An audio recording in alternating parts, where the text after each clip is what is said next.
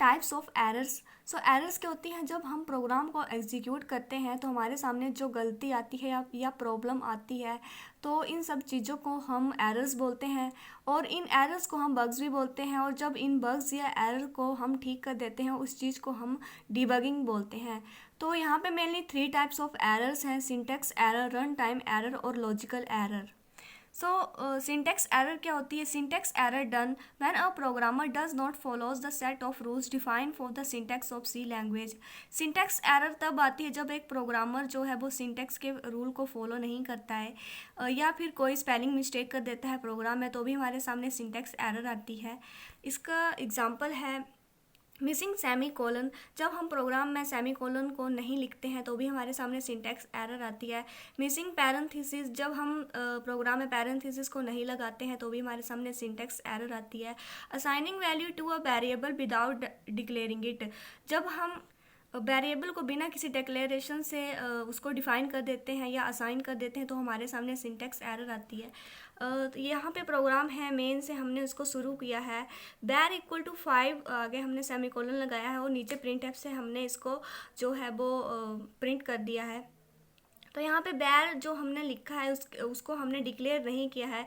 अगर हमने यहाँ पे इंट या फिर कैर लगा के उसको हमने डिक्लेयर करा होता तो हमारे सामने सिंटैक्स एरर नहीं आती।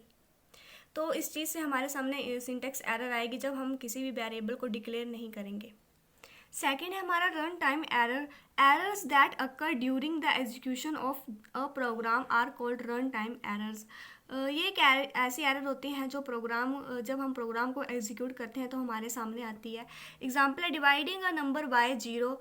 जब हम किसी भी नंबर को जीरो से डिवाइड करते हैं तो हमारे सामने रन टाइम एरर आती है, या फिर हम किसी भी कोड में मिस्टेक कर देते हैं तो हमारे सामने रन टाइम एरर आती है। यहाँ पे प्रोग्राम है मेन से, हमने उसको शुरू किया है, नीचे हमने लिखा है इंट जो कि एक डाटा टाइप है, और हमने ए नाम का एक वेरिएबल लिया है, उसको हमने टर्मिनेट करा है। नीचे हमने लिखा है ए इक्वल टू 5 डिवाइड बाई 0। तो हाँ, यहाँ पे हमने क्या गलती करी कि हमने 5 को 0 से डिवाइड कर दिया, जो कि हम 5 से इसको 0 डिवाइड नहीं कर सकते हैं यहाँ पे। तो अगर हम इस चीज़ ये हम गलती करेंगे प्रोग्राम में तो हमारे सामने जो है वो रन टाइम एरर आएगी। नेक्स्ट हमारा लॉजिकल एरर, जो कि हमारा थर्ड टाइप ऑफ एरर है। These errors produce the incorrect output but they are error free, known as logical error.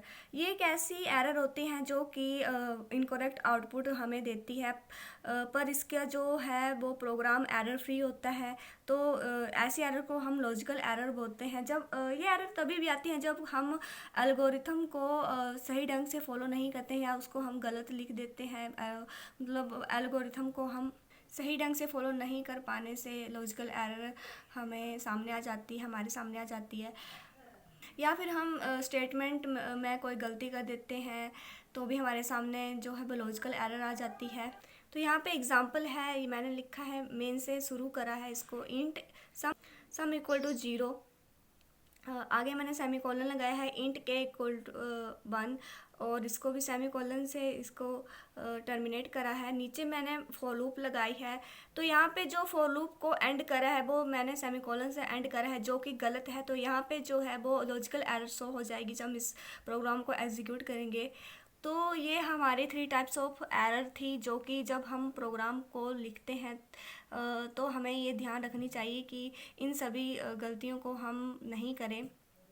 Run time syntax error को ठीक करना आसान होता है, क्योंकि वहाँ पे कंपाइलर हमें बता देता है कि आपने यहाँ पे गलती करी है, और सिंटैक्स एरर को भी ठीक करना आसान हो जाता है। पर लॉजिकल एरर, ये जो एरर है उसे ठीक करना थोड़ा मुश्किल होता है, क्योंकि ये एरर फ्री भी होती है, फिर भी जो है वो इनकरेक्ट आउटपुट आती है, तो इसको समझना थोड़ा मुश्किल होता है बिगिनर्स के लिए। तो प्रोग्रामर को ये ध्यान रखना चाहिए कि हम अपने प्रोग्राम में कोई भी गलती नहीं करें ऐसी कि हमारे सामने इस तरह सी कोई एरर्स आए।